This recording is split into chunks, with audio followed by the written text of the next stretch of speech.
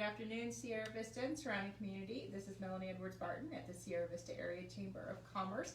And it is Thursday, and so of course we have our mayor from the city of Sierra Vista, Mayor Rick Mueller. Welcome back again. Well, thank you. I appreciate being here again, and Madam Director, it's always a pleasure. Well, thank you very much. We have quite a docket of information for you today. Different topics kind of unrelated to COVID-19, which is wonderful, and then just a little bit in regards to that as well. So let's start with the budget, the proposed budget for 2021. I know that the city's in the process right now of that budget and budget talks. So where are we at with that? Well, I'll try to do this succinctly as possible, and I don't want to spend a lot of time reading numbers to folks because, like when that happens in the council chamber with the council and the mayor, eyes tend to glaze over, and that's not a good thing when you're talking about the budget. First, you understand in our budget process, it's really based on the voter approved plan for 2030, which basically says, in addition to the normal things we have to do, cops, fire, pick up garbage, here are some other things that we need to do to make our community better in the future. And it's based on that, as well as every 2 years when we have a new council, we have a council strategic plan, which dovetails with those with that as well. So that's what we start with the budget on. This year's budget, I'm happy to say, is down 1.5%. So, and I'll give you a couple numbers up top, so don't fall asleep on me. For fiscal year 20, total budget was $90,386,774. It's gone down to $86,175,435, and so that's a decrease of $4,193,339. So anytime we're able to tighten our belts is always a good thing in my opinion. When the other thing I want to cover with numbers really is the debt. The total debt has gone down from $22,899,200 to $19,638,942. So we're headed the right direction. Debt. Most of that debt is in fact debt that's accrued through the Schneider project. We carry that as debt, but basically the electrical savings we'll pay most of that off. So the actual real hard cash money debt that we're carrying is very small right now. And with any luck, if we don't have additional reasons to go into debt, we have the potential of being debt free in FY23. Well, that's with the exception of the Schneider debt, and that's something we've been working for. I think at one time, probably 12, 14 years ago, the total real debt without the Schneider business in there was $44 million. Wow. So we've done a very good job of being very prudent with debt, and that's a good thing. The other thing people want to hear about is taxes. Mm-hmm. Of course, always. Always. None of your local taxes are going up, and then in fact, your property tax, the old property tax was 11.36 per 100,000. The new property tax will go down 11.06 per 100,000. Wonderful. So that continues to go. There's also a construction sales tax. Right now that's 2.45% on the sales of the items used in local construction. Because we're talking about redoing impact fees. If in fact we approve that, then in January that will go to the normal sales rate of 1.95, which is our city sales tax. It won't be that extra money. The extra money was used to pay the impact fees. We've done a complete study. That is a process the city council's working on, and we hope to be able to lower that one as well. So again, we're tightening our belts and looking at saving money, as well as making sure we get the best value for the tax dollars that you give us. One of the things that I always like to point out is this year we'll be able to put $1.7 million into local roads and streets. And there's been a couple of years in the past where we haven't been able to do that. we were able to do it this calendar, or this fiscal year, and I'm getting nothing but rave reviews from, the improvements in two basic areas, and we basically look at the areas with the worst roads in the city, and they're the next ones up.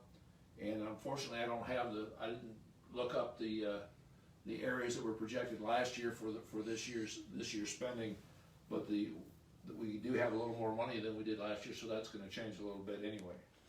One of the things that helps that's unique this year in the budgeting process is we did get the 4.9 million from the federal government to work locally. And the way we're going to execute that is it becomes a contribution fund, a donation, it goes to the donation account, and we're basically using public safety salaries to have that spent on. And what that really does for us is we take that 4.9 million and spend it in public safety salaries from March this year during the COVID period, and through the end of this next fiscal year to pay for those. And obviously our cost for police, fire, etc. is more than 4.9 million. But what this allows us to do is the money that we had set aside to spend in that area is now going to be spent in other areas, so that allowed us not to cut as drastically as we had originally planned in the budget. And that's why we only have that 1.5% downturn rather than it could have been much worse. The other thing I'll say that's positive about balancing the budget is there was and I've talked about this before, there was a court case with Wayfair about them actually paying the local sales taxes in Arizona. And when we officially brought that to the legislature over 2 years ago, we kind of got poo-pooed by the legislature as well as the Department of Revenue that said, oh, the max you're going to get is $100,000 a year or maybe $200,000 most, so it's not really worth doing it.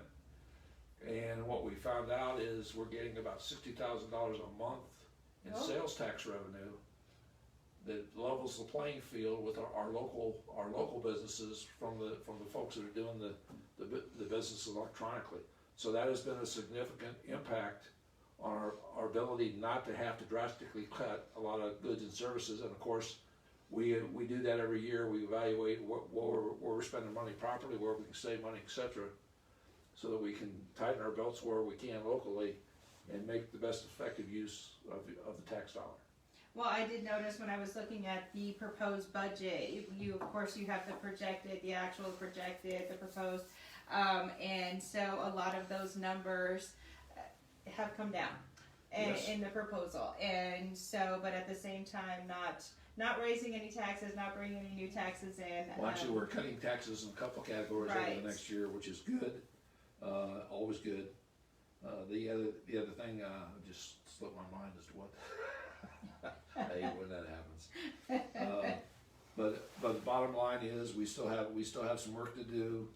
We're able through the budget process to make amendments through the year, but again, that takes a vote of the council. 25th of June is the tentative vote on the council. What that really does is sets the cap that we can't go over.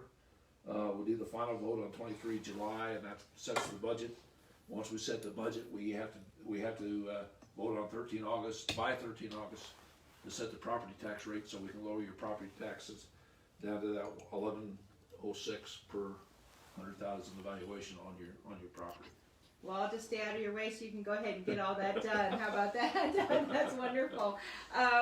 Yeah, so actually, if you want to see the proposed budget, if you want to see any of that information, that is all on the city's website as well. So please make sure you log on to the city's website if you're curious about the specific details. You can just look those up. If you have comments, please send them in, because we basically have until the 23 July deadline to listen to public comments. And of course, there's a whole process about filling out I'll call it a weird form that we're required by the Department of Revenue that's very hard to understand, that goes in the paper. You've seen some of those already. Don't wait until that comes out, because that's almost the last minute. So if you got things that you're concerned about, please let us hear about it. Oh, absolutely. Don't procrastinate. Get that information out there. So if it's something that needs some more research, it's nice if you have some time to do that ahead of time. Absolutely. Wonderful. So moving on a little bit here, if anybody tuned in yesterday, the governor had a press conference yesterday, and one of those items, due to increased COVID numbers in certain areas in Arizona, he actually gave mayors the option to choose whether or not face masks would be required. And so I saw a press release that came out late this morning in regards to your comments in regards to that, but not everybody saw that, I'm sure. So if you would like to let our public know what your decision was and why in regards to face masks. Be happy to do that. One of the things I want to share with you, well, the short answer is not yet. And this is a fluid situation. I want to commend the governor for letting the mayors have input, and we've been able to address him on a number of things. This is the first time that he's actually told the mayors it's okay to go ahead and be more restrictive, and that's without declaring our own emergency, because there is a process by which each mayor can declare an emergency, and as long as they're more restrictive than the governor's stance, they're okay. If they're less restrictive, that's a problem, and that's a legal problem. I'll put it that way, just to be quite frank. What I did last night is I looked at all the data that I could get my hands on before I made the decision. I looked at the trends. I looked at not only Cochise County, but I also looked at Nogales. Mayor Edgarino was a great friend of mine. We served together on the CEGO board a number of years ago when I was mayor pro tem, and he was a council member. And I think he's made the right call based on the data that they have. You need to realize that the entire population of Santa Cruz County is smaller than the greater Sierra Vista area. And they have almost 1,200 cases.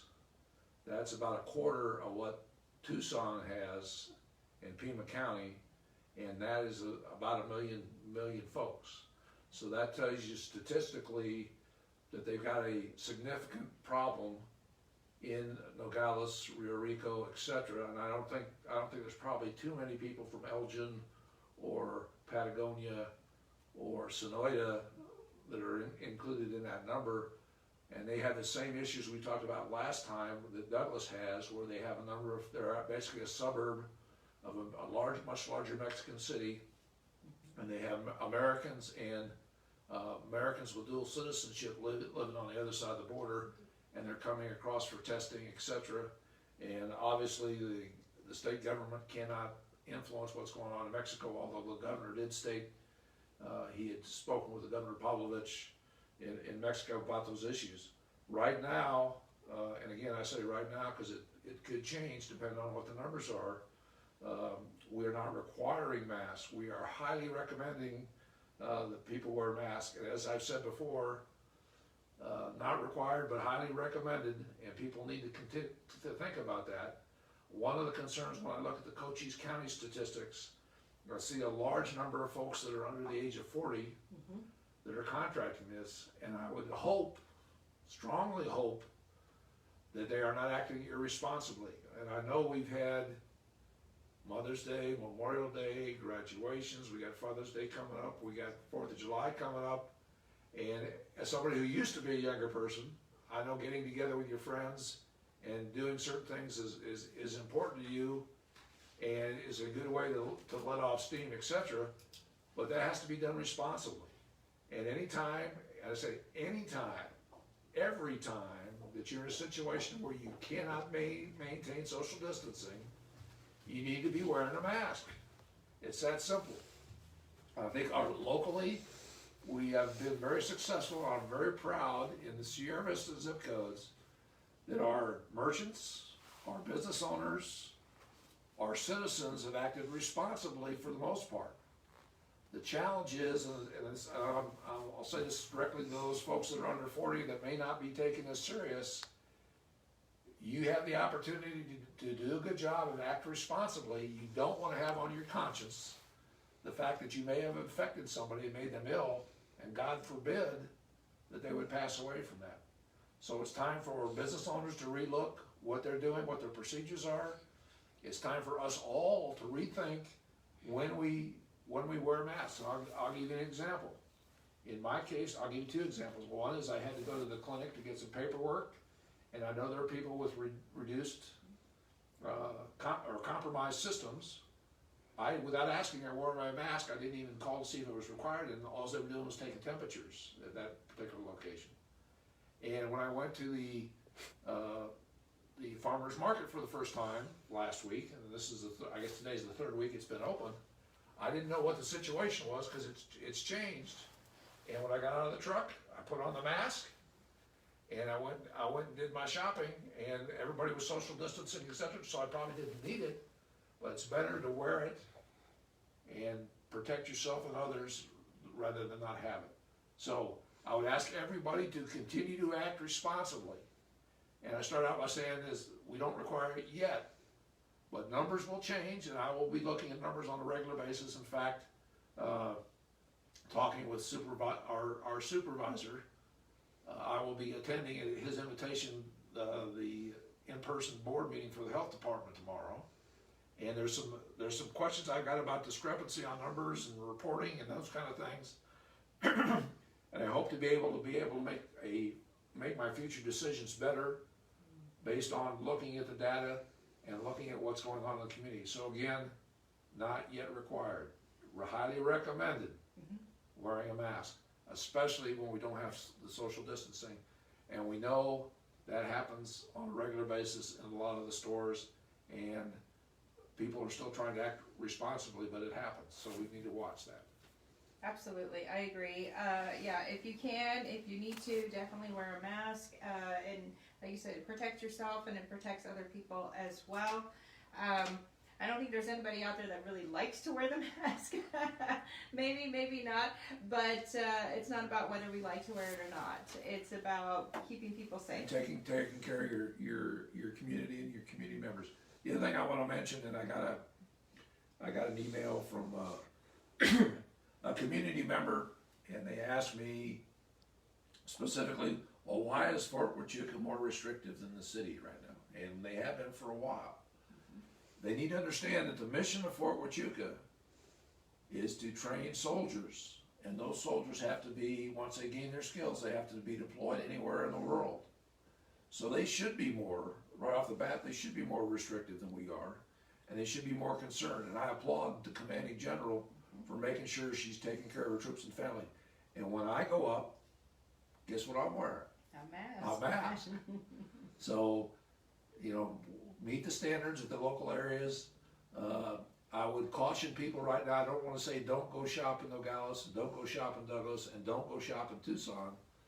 But I will tell you, even with the masks that they will be wearing, I'm sure, very shortly, are required,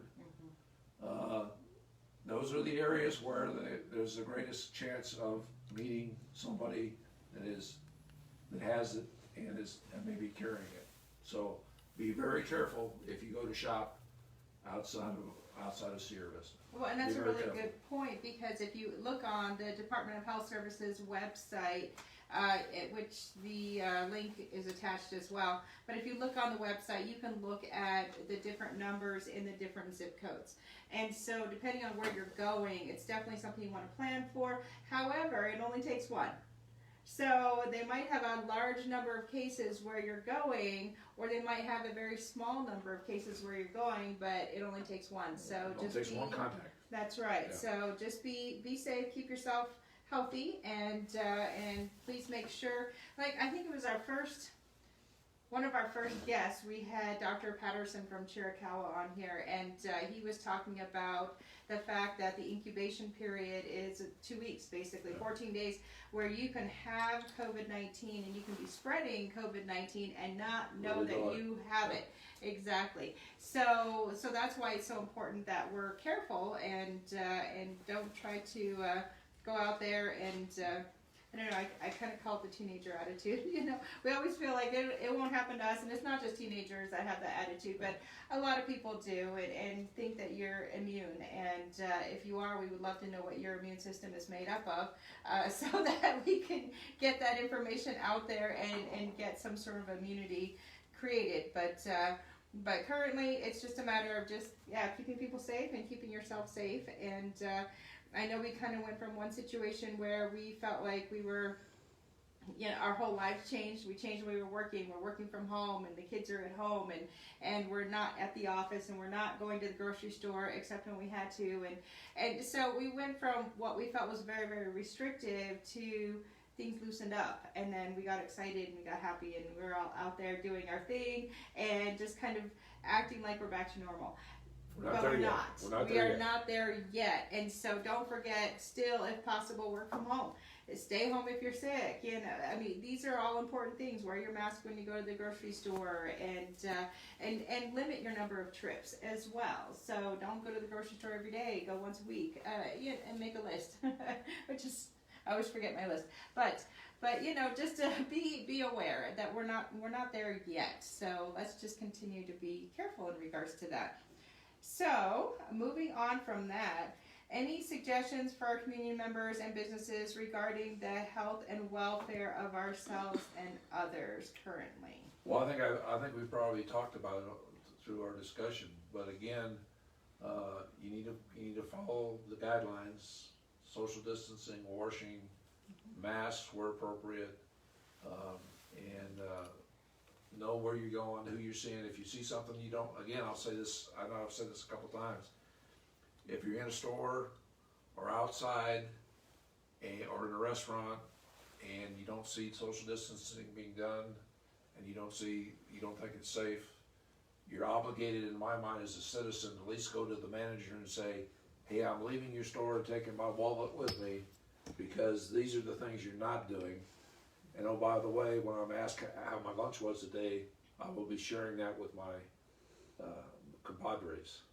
And if we do that, you're assisting us and the community in policing the issue. So I would ask people to actively do that. Absolutely, good information. And then again, yesterday when the governor was speaking, he also posted an updated executive order, which is on azgovernor.gov, and updated guidelines for businesses in general, and updated guidelines for restaurants as well. And so please make sure you jump online, take a look at those as a customer and or a business, and make sure that you know what those guidelines are, because they were updated as of yesterday. So, and as well as the executive order. So please make sure you're taking a look at that so that we all know what's required and what's expected. Great. So, we keep getting calls about the 4th of July.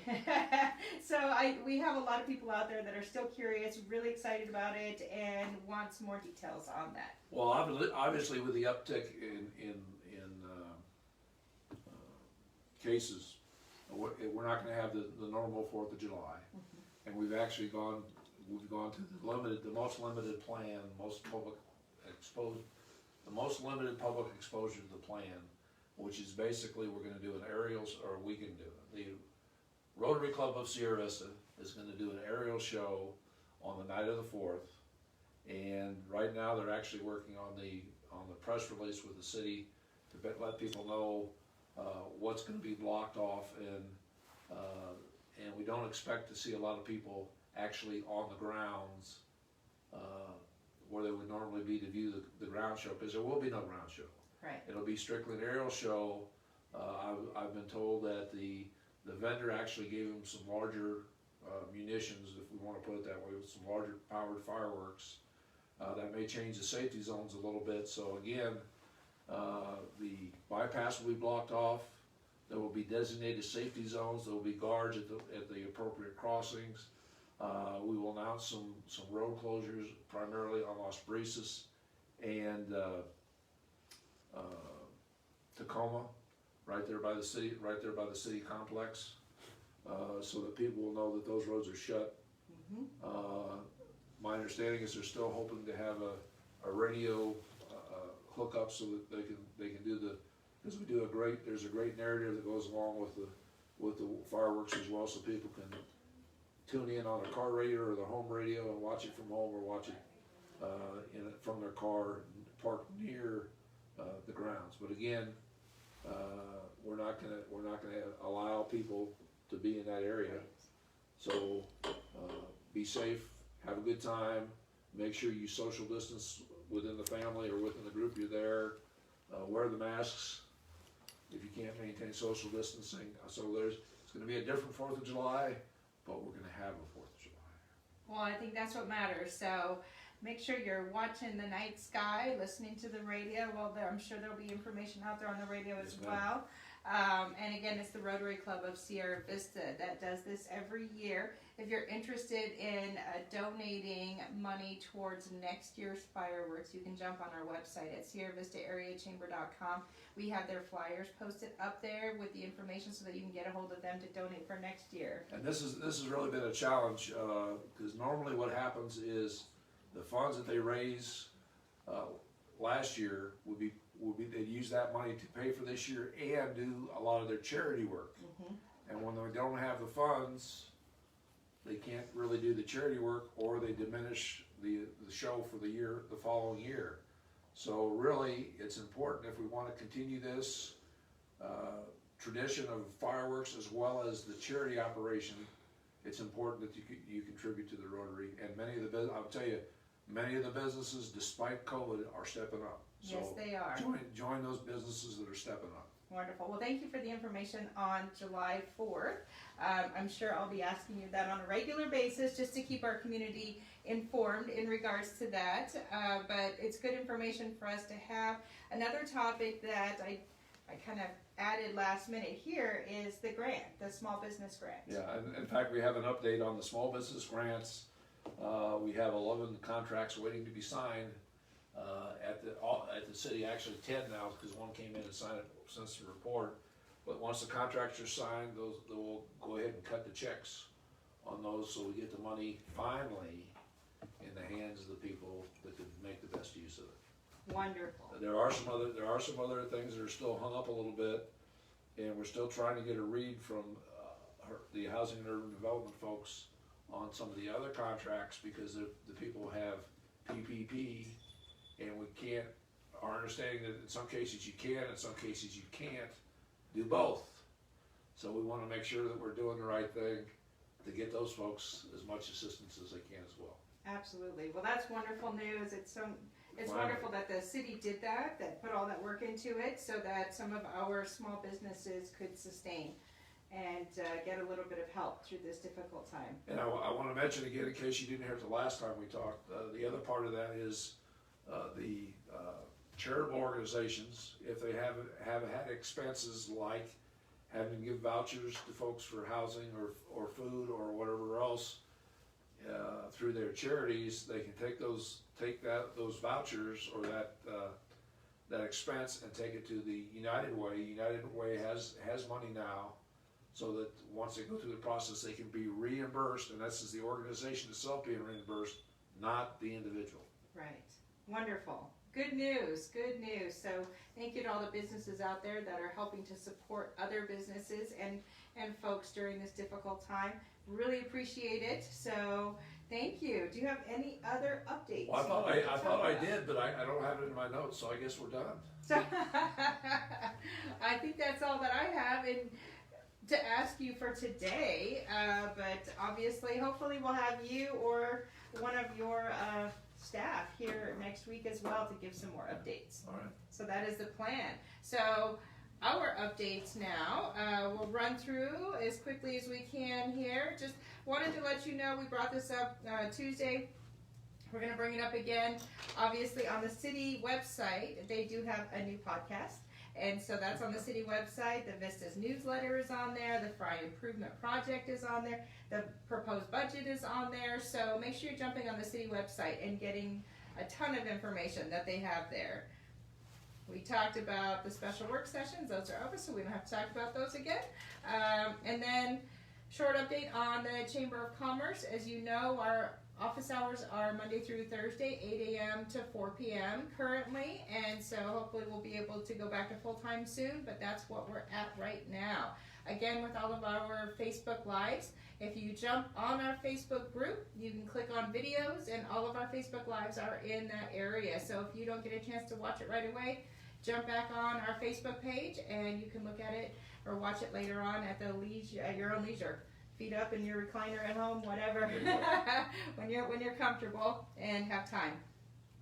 We have our sponsor business program right now, and that has been successful. We've had some members that have not been hurting too much during this time, and they've been able to sponsor a business that has been having a difficult time during Help this. your neighbor. Absolutely, help your neighbor, which is wonderful. So we have some chamber members that would not have been able to renew their membership, which meant they wouldn't be able to get the benefits that we provide, the marketing and other support that we provide to our businesses, our chamber businesses. So with the sponsor business, we have been able to help cover their membership fees, their renewals, and they've been able to stay on, which is wonderful because during this time is when they really need the additional marketing and the additional support. So we're really happy about that. So we want to thank Gloria Grab, Nova Home Loans, Brenda Pettit, Haymore Real Estate, Laura Wilson from Unicorn Kisses Custom Creations, Chris Russell, the Russell's Law Firm, Wallace and Diane Ricks, Butternut Street Custom Awards and Gifts, Carolyn Humphrey, Pups with Style, and Williams Milo, PLC, Attorneys at Law. So thank you to all of our sponsors so far. We truly appreciate your support. Let's see, so our Facebook group, Sierra Vista Area Community Updates, has over 2,000 members in it right now. It's a great place for members and non-members to go to provide updates on their business. So that is a business page, and changes in your hours, any additional information that you have, special deals.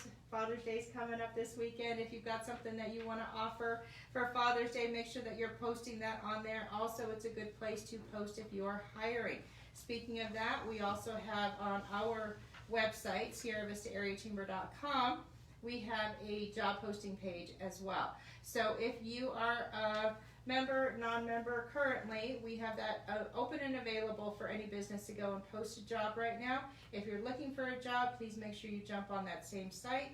Go look, there are jobs posted there right now. So please make sure that you're using all the connections that we have available out there to get everybody back to work.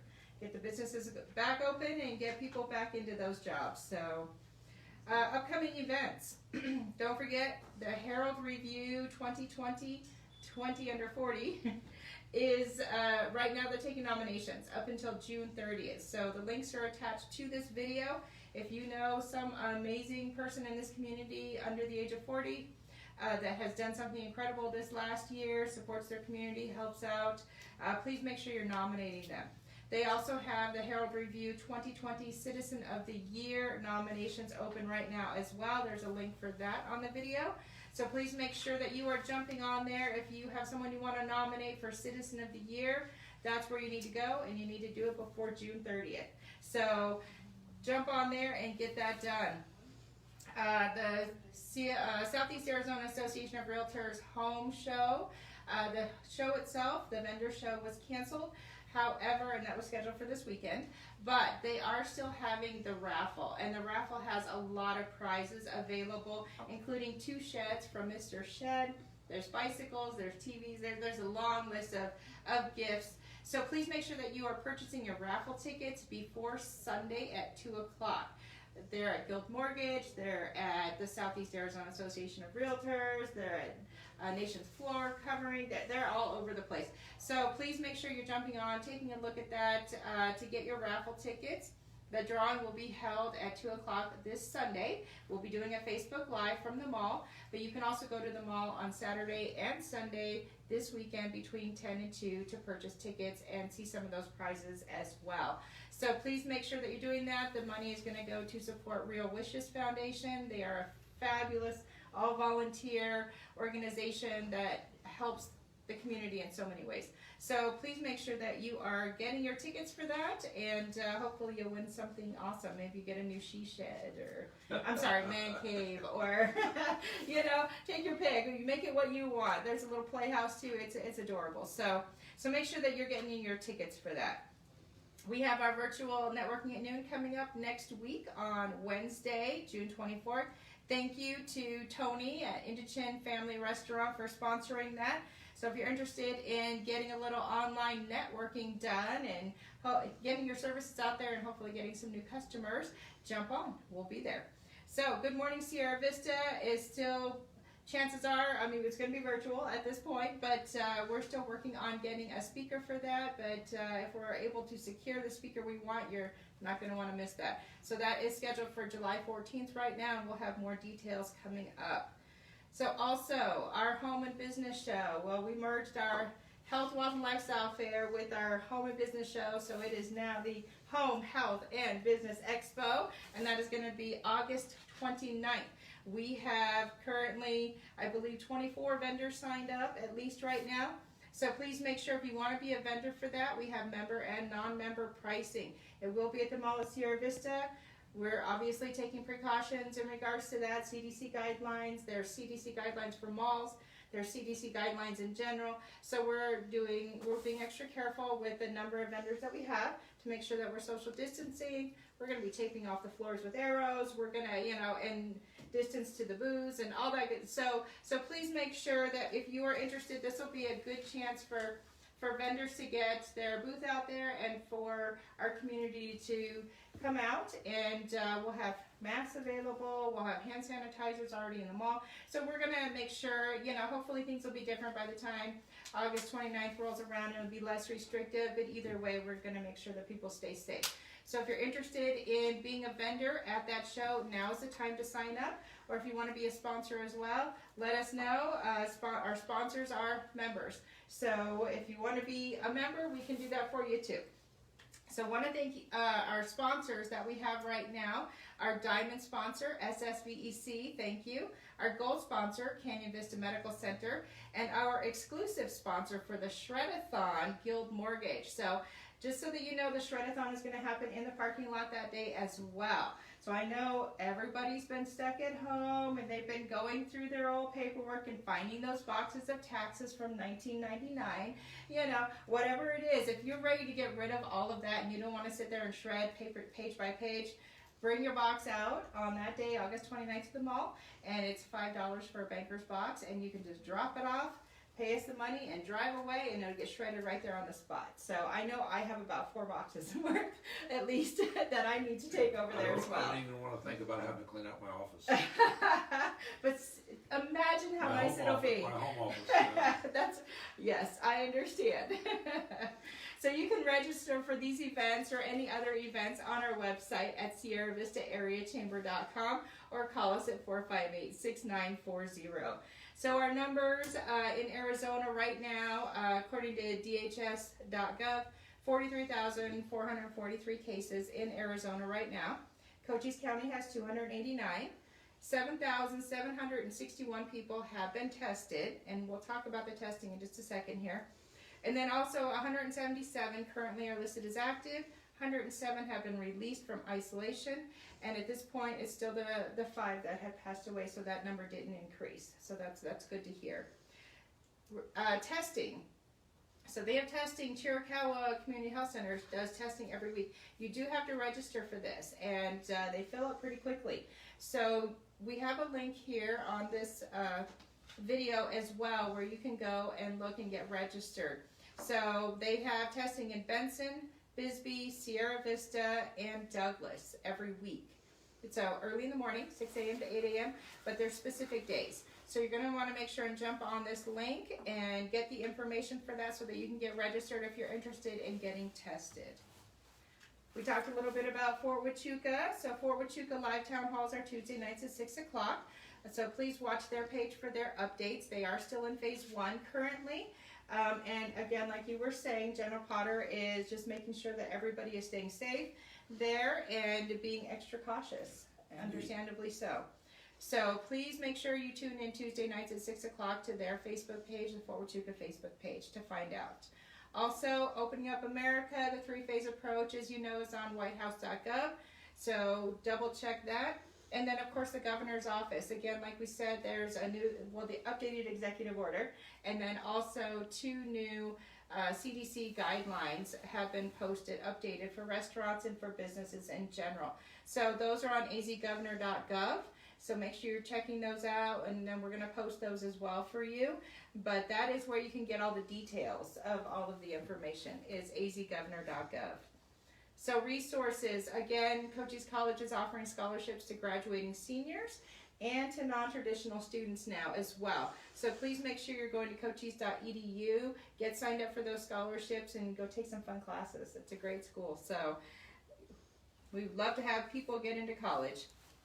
So scams, Cochise County Sheriff's Office, again, call them if you feel like you're getting scammed so that they can help you work that out. And then, of course, the census, it's still census time. So my2020census.gov, let's make those numbers change. We've done a pretty darn good job, I think, but we can do better. And you're absolutely right, we can do better. We're already past where we were last year, and we're leading the county, but we can do better. Yes, we can. Absolutely. So again, I challenge you all. If you haven't done it, take the 5 minutes or so that it would take to just jump online and get that done. It's quick. It's easy. So please make sure, my2020census.gov. And again, if you are having issues with supplies, please jump on HEOC@AZDHS.gov. And that is a place to go. And Mr. Mayor here told me last week about Box.com. It took a while to actually get on. I think there were so many people that were on that site, but I was able to place an order for some additional sanitizing supplies from there. Good. And Good. At Ace Hardware has disposable masks in boxes, and they also have the hands-free thermometer to take the temperature as well. And I'll tell you, Ace has been a godsend for this community in a number of things. And Les and his bride do a great job. Yes, they they got do. A great crew. They got a great crew down there. They absolutely do, and with great attitudes. And Yeah, that's attitude is everything. And so, yeah, I shop there all the time. Poor Les, he's always carrying cement blocks to my car for me and just all kinds of stuff. But they do have supplies there, and they are behind the cashiers. So I just happened to see those, so I was able to get some additional masks for our office, and then the hands-free thermometer as well. So good stuff. But that is all I have for today. We will be back on Tuesday, but between now and then, for all you amazing fathers out there, biological or not, if you are there and your grandpa, you're supporting, you're raising these kids, just want to say thank you to all the fathers out there. You guys are amazing, and we appreciate you, and we hope that you have a relaxing day, not filled with tool belts and old ties. And old ties. Or socks. That's right. So have a great, happy Father's Day, everyone, and we'll see you back here on Tuesday.